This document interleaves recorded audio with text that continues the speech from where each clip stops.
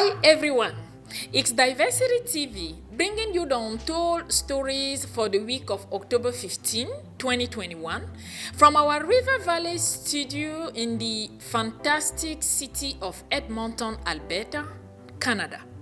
Hosted by Amy Batum, sponsored by Razy Plumbing and Heating, now offering fantastic deals for water heaters and furnaces. Here are the headlines for this week.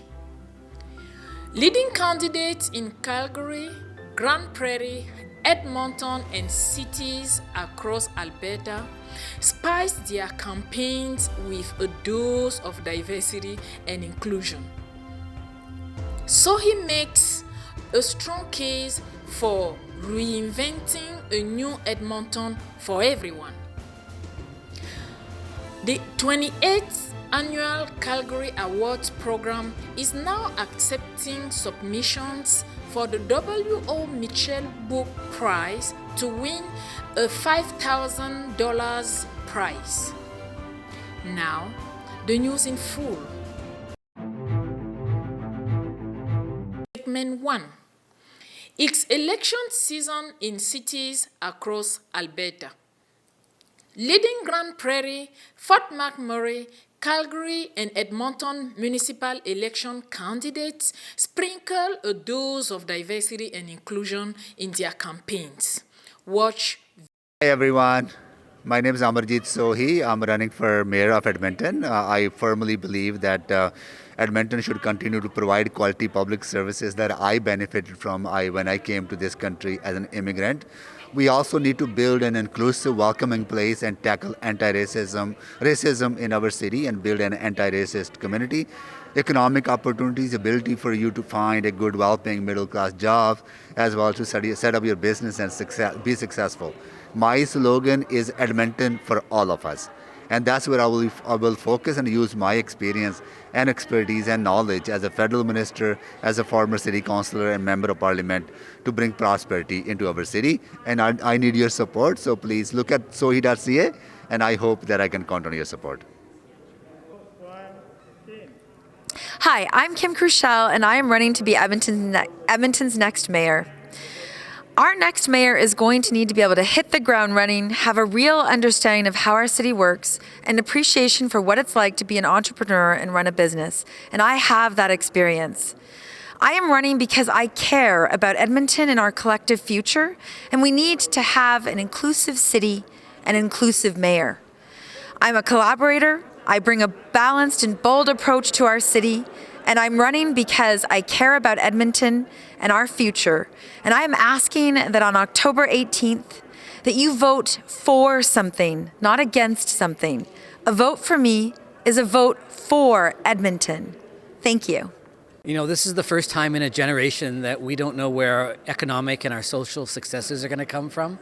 And so we need somebody with some experience in business and some experience in government, and then some experience in how to help people. You know, I have a pretty interesting background, and there's a lot of people in our city that need a lot of help, and we have to make sure that everyone's treated equally, but we have to also get the economics right, or else we're not going to have the opportunity to pay for all these social challenges that we have in our city. And so I'm running because, you know, I think I'm the best person qualified to do all of these things and make sure that Edmonton is for everyone.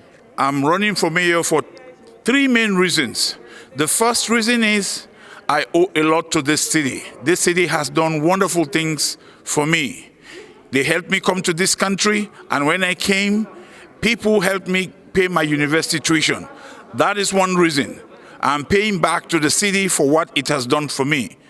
The second reason, having been active since I came here for the past 40 years, I'm modeling the way so that I can share a vision for other people coming from Africa and racialized communities. I know once I have started, other people will have the courage and determination to do something, to be part of the decision-making table. So this is the second reason. Above all, I also want to run for mayor because I have been working hard to help other politicians succeed. I have campaigned for members of parliament, I have campaigned for MLAs, and I have campaigned for mayors in the past. So I also did my degree in political science. So I want to serve at a very high level where I can pay back the city of Edmonton and the people of Alberta. And I want to say something. Pour les gens qui parlent français, j'aimerais vraiment vous demander de coopérer avec moi et de voter pour moi. Je demande votre coopération, de me soutenir. Comme ça, nos enfants auront tous l'occasion de pouvoir faire mieux que nous les parents maintenant. Donc je demande votre soutien et votre support de voter pour moi. Comme ça, nous aurons vraiment un commencement, un début qui est très grand. Merci beaucoup et je vous encourage d'aller voter demain, après-demain jusqu'au 13 et encore au 18 octobre. Il ne faut pas oublier, encouragez vos familles, vos amis et tout le monde que vous connaissez. Merci beaucoup. So my name is Diana Steele, and I am running for mayor of Edmonton to offer Edmontonians a different kind of leader. I am a believer in servant leadership, so under my leadership there would be no community left behind. My name is Eunice Friesen, and I'm running for mayor of Grand Prairie. I decided to run for mayor after my first term as councillor because I have become confident in my leadership skills and what I bring to the table in terms of the future of Grand Prairie. I come from a really diverse background of experience, including public sector, nonprofit, and private industry. I'm a retired nurse. I was an RN for 25 years, and I'm an entrepreneur. I own a funeral home, Bear Creek Funeral Home, and we were awarded Alberta Small Business of the Year in 2019. So when I bring that all together, I think that I have a lot to offer for the city of Grand Prairie as mayor. Good afternoon. My name is Jackie Clayton, and I am running to be the first female elected mayor in the city of Grand Prairie. The reason I'm running is because I want to help create a Grand Prairie that people are proud to call home. A Grand Prairie where you wake up in the morning and you know that the community supports you. A Grand Prairie where you feel safe, but also a Grand Prairie where you know you have an opportunity to have a great job, have a solid investment, and a future for our kids and for yourselves. In my opinion, Grand Prairie is quite a diverse community. I have friends that came up from Calgary last weekend, and they were visiting various businesses in town, and they noticed the diversity not only in the community but also for the current council candidates. There's quite a slate of diverse candidates. One thing that makes me think, though, is that I don't know if the integration and diversity into our community is as strong as it could be. It's great to see diverse candidates running. It's great to see diverse opportunities, whether it be in retail and cultural groups, at community organizations.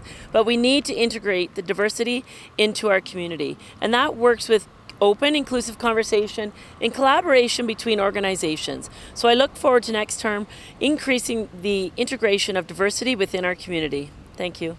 Think back to what drew me to Calgary and what made me feel like I was part of a community. And it was the opportunity that the city offered, the opportunity to be who I am, to do the work I was very passionate about, and to be able to, put a roof over my head and volunteer in my community and just make this place something that I call home. And I've done research into what makes Calgary a place where many immigrants want to come and then stay. And it's always the same message. It just feels like home. It feels like I belong here. And I think through the pandemic, we have seen a lot of times when ugliness has reared its head. And instead of being the inclusive and welcoming city that we are, we have seen a lot of divisiveness. And so my vision for Calgary means that it is a place where anyone is welcome and everyone is invited to make this place home, to run a business, to take on any type of employment they wish to, and to live in a great community that they can contribute to. And I think we do that by creating an image of Calgary that says we are a center of excellence for a transitioning economy and a transitioning society, a place where you can come and help us be innovative in how we become more sustainable, cleaner, and greener, how we become more progressive. That's the city we need to be. And so when we think about inclusion and diversity, it's much more than just talking about how we feel about inclusion and diversity. We have to get out and action it and show it, because it's critical to how we're going to attract all of these people to our city. I think, first you have to take a stand and say racism is not welcome in our city, period, full stop. It's non-negotiable. And we have to take that lens. And I always think about it from the perspective of, we see a lot of politicians, and I'm glad you talked about how you've seen the city change, because I was going to ask you that question. A lot of politicians, they talk about, well, we're going to go out and do something about racism. And frankly, they preach to the choir. I will never understand what a lot of a third now of our population in this city goes through on a day-to-day basis. I have friends that are born and raised here in Calgary, and they've been treated like, they don't exist here, or this isn't their home too. And so for me, it's getting beyond that conversation of having the conversation with folks like yourself, and having the conversation at home at the dinner table with my kids, having the conversation that's difficult in the boardroom to have. It's actioning these conversations and not continuing to pat ourselves on the back and think, well, we had a conversation to make change happen. It's how do you make a change? You make a change by taking difficult conversations and having them with the people you need to have them with, not the people you think you need to have them with. Be honest with you, when Nenshi got elected. When he got elected in 2010, the current mayor, I said, oh my goodness, if he's gonna get elected in this city, I will be the next mayor as well whenever he's not gonna run. And that is the dream, and that's what's gonna happen. So that's one of the reasons why, and to cap it up, I was not happy with the way the current council was raising taxes as a business owner. I was not happy with the home moving back and forth, and that is why the vision of my campaign is very clear: to reduce taxes and to provide tax incentives for homeowners and businesses to keep them here in this city. I don't want to be seeing them moving away and going to some other areas where they think they have tax haven. I want to put it here, it's all about the economy and getting a lot of young folks and ethnic votes and diversify the city. It's about inclusion and equity. It's all on my platform that this city is not about the blues anymore. It's not about the reds or the orange or the independents. It's about inclusion and equity to get things going. I don't want to leave anyone behind. I want everyone in this city, with due apologies from First Nations to white settlers to every immigrant like you and I that have called here home, to have a voice at the city of Calgary. He is the mayor in making. He's running for mayor, and we know he's going to make it for mayor. He's been very instrumental in this community. Like the Highway 62 you drove by was under his administration. We got that beautiful. He was the first one who spoke at Black History. Right from the very beginning. I remember he's always there. Yeah. So you say something then, at least let our audience in Diversity TV know who you are. So we are going to be meeting you again for sure. Well, first thing, I want to welcome you and Diversity Magazine to the sunny Wood Buffalo, where it's God's country, and you have the boreal forest and the aurora borealis lights in the evenings. One of the most beautiful places on the planet, but it's also one of the most diversified communities in all of Canada for a community our size. I mean, obviously Toronto and Vancouver are very diverse populations as well, but I've always said that Wood Buffalo and Fort McMurray is known for the oil sands and for being oil rich. But the true wealth in this community is not necessarily the wealth that's in the ground, it's the people that are here. Now we are meeting Ms. Verna Murphy. She is a councillor in Fort McMurray, and she's running for mayor position, right? Yes. So, Ms. Murphy, why are you running? I'm running because I, of course, love Fort McMurray, but over the last 4 years I've really learned so much about our region, and I'm ready to take on this position to really make a difference in the life of the residents that live here and improve their quality of life.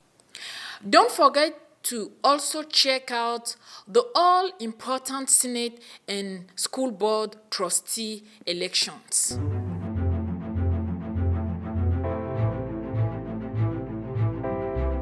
Segment 2.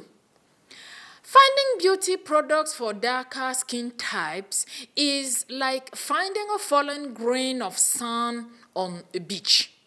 Hear from Dr. Bobda, the man that has invested his pharmacological expertise to fix that problem. The acne problem, you have to think to solve the inflammation problem on the skin. That's why we use the chamomile extract on the cleansing lotion, try to clean deeply and start solving the problem of inflammation on the skin. Then we have to balance the pH. we know that the pH is really important of the skin health. If you have an unbalanced pH, you more likely have some bacterial infection, yeast infection due to the pH. So this botanical toner with tamarind extracts is there to balance the pH, give a deep cleaning on your face, opening the pores so that all the active ingredient from the other product will go deeply to the derma. Then secondly, the magic product, this is a vitamin C. We all know that the vitamin C is one of the potent antioxidants that the mother nature gifted us. Yeah, so we added the hyaluronic acid in there. We also added the gotu kola. The gotu kola help to increase the blood flow under the derma so that the oxygen, bring more oxygen into the skin and more life into the skin. That's what this do. And also a potent anti-inflammatory and also bacteriostatic. What does that mean? Bacteriostatic means blocking the bacteria to grow, because one of the components of the acne in certain people is bacterial infection. So this does block the bacteria to grow and give the chance to our immune system to completely destroy those bacteria and win the infection. So we can clear the acne definitely.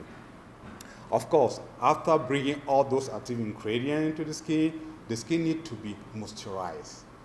Bring more water on the skin. The skin needs to be, to breathe.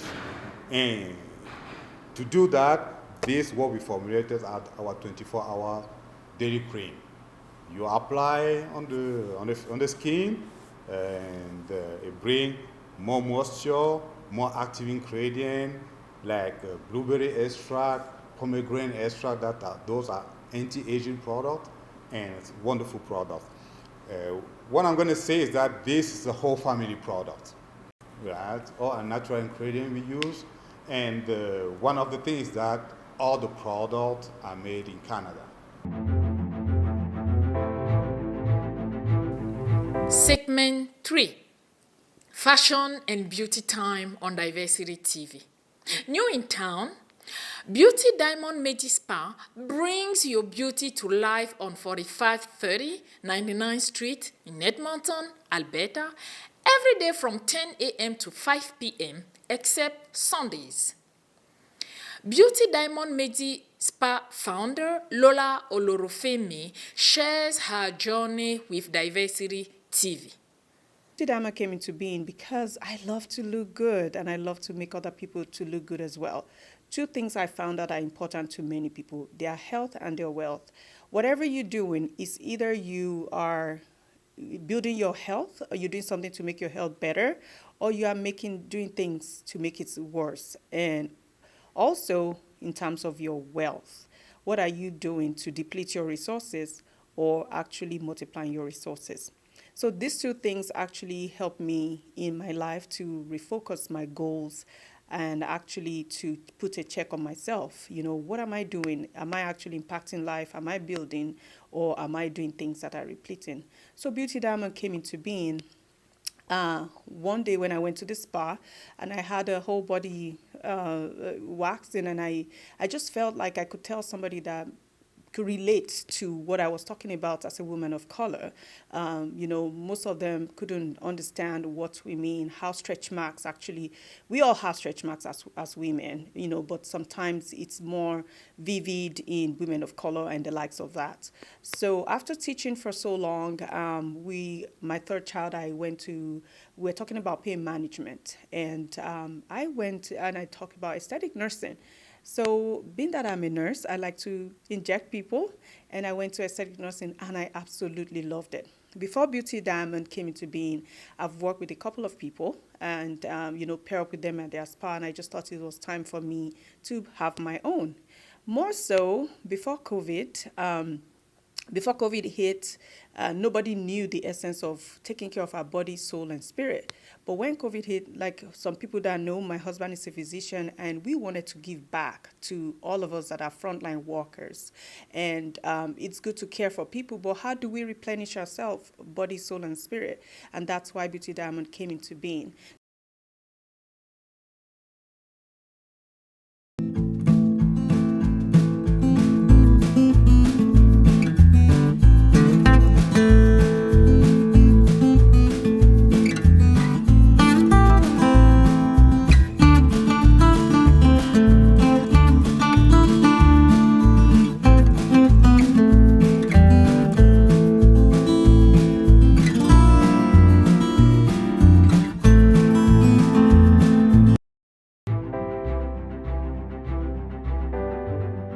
Segment 4. Before we actually went into the loan program BESP, they paired me with mentors to help me grow my business. Shown on BESP on Diversity TV. BESP recipient Sean joins two fantastic ladies, Alexandra from RBC and Mona Lisa from Futurepreneur, to share not just the good news of BESP, but also how the Black Entrepreneur Startup Program has transformed his business. Hear directly from Alexandra, Mona Lisa, and Sean.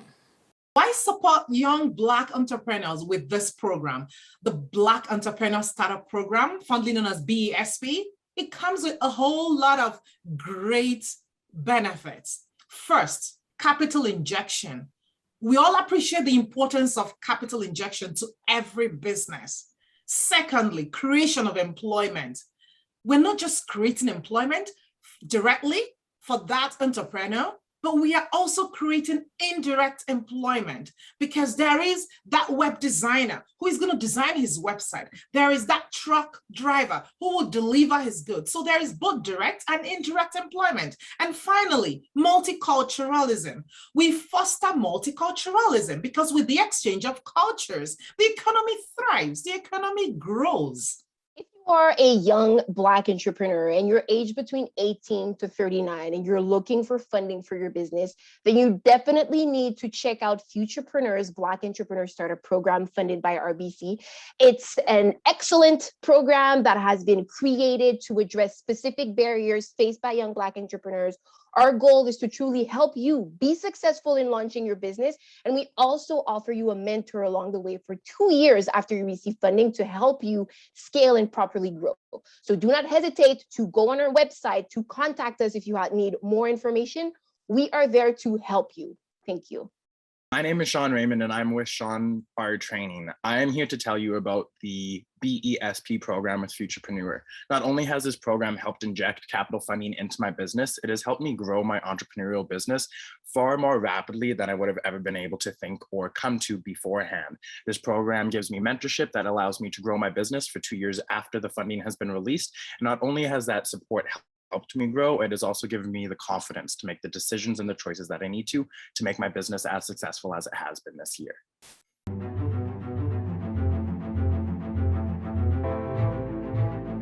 Segment 5. Straight Talk COVID and Our People. I had individual dialogue with some community members that are hesitant to get vaccinated for one reason or another. Moji continues. Oh, somebody said they don't know the future ramification of this vaccine, meaning COVID-19. You are worried about the future. What if you die now? You won't have the future to worry about. If you die, who takes care of your children? Moji Taiwo, host of the Immigrant Experience show on Straight Talk COVID and Our People. So, have you taken the COVID-19 vaccine? If yes, what made you take it? And if no, why not? No. Listen to what some community leaders have to say on the issue of COVID vaccine.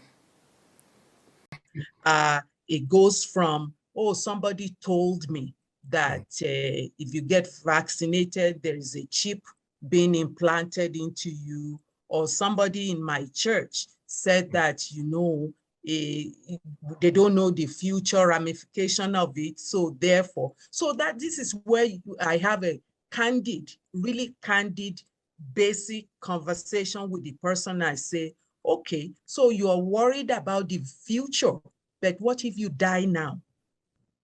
You won't have the future to worry about. But at least if you get vaccinated now, you protect yourself, you protect your children, you save, you know, if you die, who's going to take care of your children? And on and on. So sometimes this is where we go back to those basic candid discussions and say, yes, I will not debate what they've heard. What I would talk about is what is real for now. Yeah. Because I don't know the ramification of the vaccine in the future. I can't say that we're all going to die at the same time or we're going to live forever. But what I can say is that for right now, if you get sick, it will affect your children, if you affect your earning powers, and if you die, what's going to become of your children? When you talk to people on the ground, they tell you the real problems. And it blows my mind when you take these feedback from the community and try to present it to authorities at the top, they dismiss it. Blows my mind as to why that happens very often. I don't know. During the pandemic, when government brought up programs to reach those who need help with food, and they realized through their own data, not data generated by the racialized communities, through their own data that they generated through the big organizations, that of all the Africans in Alberta or Calgary, and Alberta was less than 10% were accessing help. Okay, and they kept asking why, and they were coming up with two theories. Oh, it is information. We need to put information in different languages. When they called us, it took a minister, Mr. Rajan Soni, said, no, we've done this and we are getting the same results. Something is wrong somewhere. Called the community leaders and said, what is the problem on the ground? And we just give them the blueprint. First and foremost, people from Africa and other countries don't beg for food. Mm-mm. When I am hungry, it is my neighbor next door that knows I am hungry. They will cook and bring me food. So if you're leaving a 1-800 number that somebody should call and get help, is not gonna come. Mm-mm. Let us trust us, let us get food to people who need it. We know how to do it. And then the whole argument about trust and to organization, who should we give the help to? And these organizations are stuck in their old ways of doing things that do not work for the immigrant communities because they work differently. Culturally, they are different. The way they relate is different. It is based on trust and respect. And if you don't have the trust and the respect, forget it. Nothing's gonna get done. They trusted us, give us some, I would say, 100th of the money they've been doling out to these big organizations. And within 2 weeks, we were 7,000 and upon thousands of families with food and much needed help. Okay? When it came to the vaccine, the same thing. All we heard was an announcement that $4 million has been given to this organization. $5 million has been given to this organization to do vaccine drive. And I just went like, oh my God, they did the same thing again. They did the same thing that hasn't worked for community. They did the same thing again. So we have to push. Now, it will interest you to know that we got $30,000 to do vaccine drive. $30,000 for the entire African community in Calgary. 30,000. And even that, it was the minister who had to push and push and push and tell them that we don't bypass this. And as I said, we had clinics at Ikram Joma, we had clinics at the other mosque, we had clinics at Somali Center, and people came out and got vaccinated. And I told the minister, now you realize that the communities know how their communities work. So you need to give them the resources and empower them and allow their leaders do the work. Vaccine clinic, coordinate with an imam. Tell the imam, we want to come to you. How do we get your people vaccinated? He is going to tell you how it's going to be done, and it will be done. Get to the grassroots organizations, give them money to organize campaigns, to get volunteers, to send messages out that this is in our community. Come out and come and get help. Honorable Shepherd, I don't know how many times I have to say this. It is frustrating. It is infuriating. It is demeaning that you cannot trust African organizations with $1 million to get the work done, but you can trust another organization with $10 million to get nothing done. Mind-blowing. So these are practical problems that grassroots organizations in the end that are serving the communities are facing. They have been starved of financial resource help. So they are not able to even get involved. They always bypass them. They don't get them involved. They don't seek their opinions until when they realize that all that they've done does not work. Then they come back to us looking for solutions, looking for ways. Before they started the hotel quarantine, they came out and I told them, do you know in immigrant homes, how many families are there? Okay, we have grandpa, grandma, dad, mom, kids, cousin, and maybe a visitor. Okay, so if dad is positive, he has nowhere to go. He is an immigrant. He has only one place to live, his house.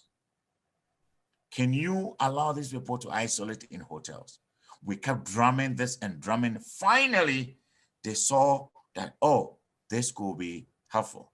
They started implementing the hotel isolation, and instantly they saw numbers plummeting in the racialized communities. So the solutions are there because they are not identical to what they are used to. They always dismiss them, and that is problematic. That is problematic. So I'm letting you know this, and when you're talking to your colleagues, let them know that the grassroots organizations have solutions, practical, tried and trusted solutions to get a job done. And most of the things that they've not been able to do, grassroots organization will deliver on them. Thank you. It's really amazing because the solution is there, but yet ignored, right? And it may also be that because there's no formal, research, documented, evidence, around that. But right now, there's that opportunity. You can see the evidence all over the place. All the criticism, that went through to Dr. Henshaw was based on a lot of research, and all that this may not work. I've not heard anybody saying this will not work, but it's a gamble that the government has taken. Let's hope, cross our fingers that gamble is not going to result into, something. So I don't know. I think looking at the future, I'm actually more interested in what are we going to do, right? Going forward. We can't look back anymore, but what are we doing going forward to set the stage, for success, to prevent something like this from happening in future? I think that's where I see where we should put our efforts, right? To make sure that, communities are safe.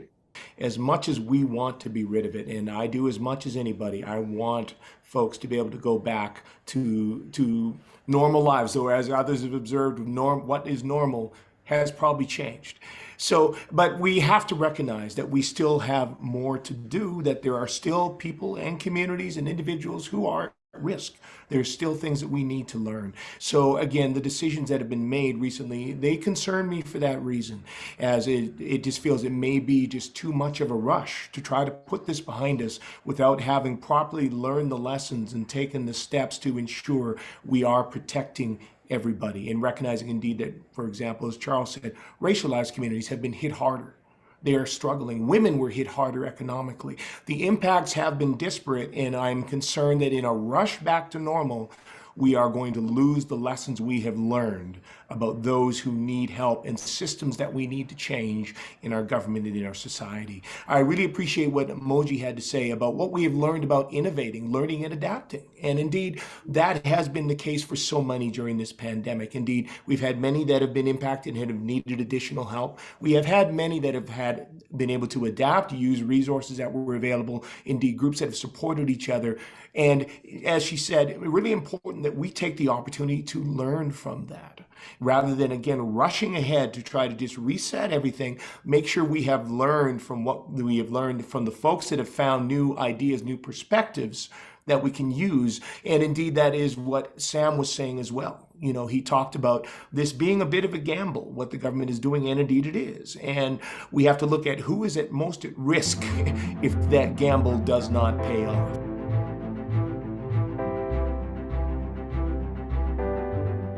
Segment 6. What do we have for Diversity TV International News? Rest in peace, Agnes. Kenyan long-distance runner Agnes Tyro, a two-time World Championships bronze medalist, was found dead at her home. Tyro won bronze medals in the women's 10,000 meters at the 2017 and 2019 World Championships and finished fourth in the 5,000 meters at the Tokyo Olympics. Last month, Taro broke the world record in the 10-kilometer road race in Germany.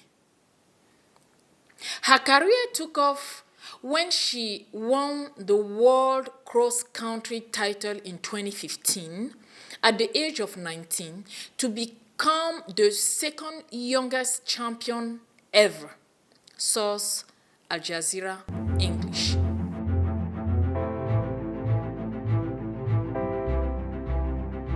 Segment 7.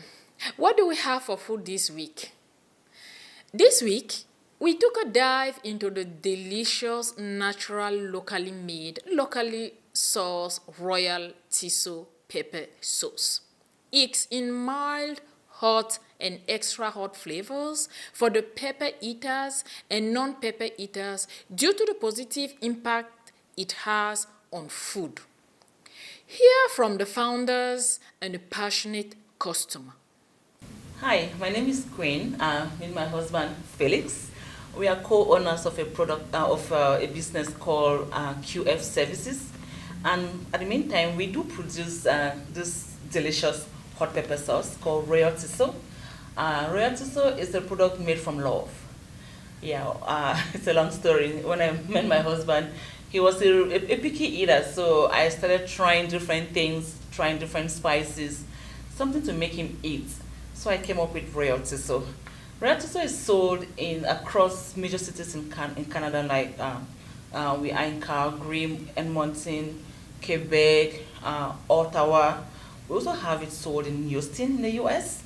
And also we have our online presence on Facebook, Instagram. We have an online website where you can also get a product from. Oh, major farmers market, Airdrie farmers market, medispa farmers market. And we hope to really go across the nation with this product. Royal Tiso on every table, that's our dream. It has 3 flavors: mild, hot, and extra hot. This is a happy customer for Royal Tiso. So this is really good stuff. I put it on chicken twice now and put it on a hamburger. It's got great flavor, got some great little heat to it. I enjoyed it very much.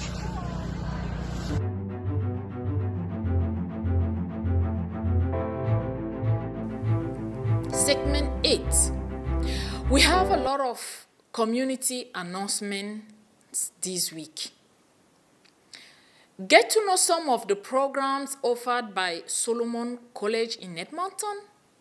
Please contact 780-431-1515 or info@solomoncollege.ca. And I'm here today to talk to you about 3 employment programs that Solomon College delivers.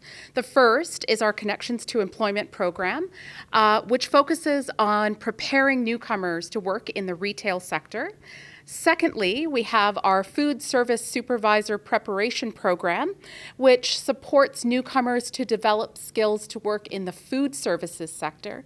And our final employment training program is our QUEST, Key Workplace Essential Skills Training Program, which is designed to help newcomers build warehouse technology skills to work in the warehousing sector. He is a volunteer master composter recycler with the City of Edmonton, the chairman of Edmonton Igbo School Board, and the director of the Edgemont Community League. He has penned down his 5 years Canadian journey to inspire newcomers to Canada. Let us hear from Chidi Iwuchukwu. Thank you, Amy, for having me. We came into Canada in 2017.